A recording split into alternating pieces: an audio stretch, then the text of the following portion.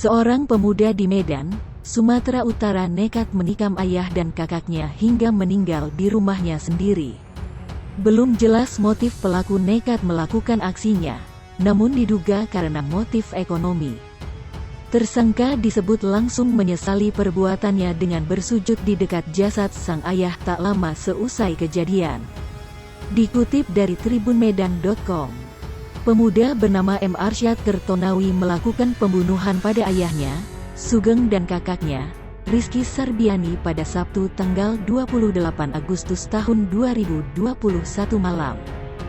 Peristiwa ini lantas langsung menarik perhatian warga setempat di wilayah Jalan T. Amir Hamzah, Kelurahan Sei Agul, Kecamatan Medan Barat. Beberapa warga di lokasi kejadian menuturkan, tersangka tak melarikan diri seusai menikam ayah dan kakaknya. Arsyad disebut terdiam di dalam rumah.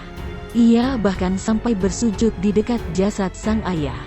Menurut warga, Arsyad mengakui sudah hilaf menyerang orang tuanya hingga meninggal.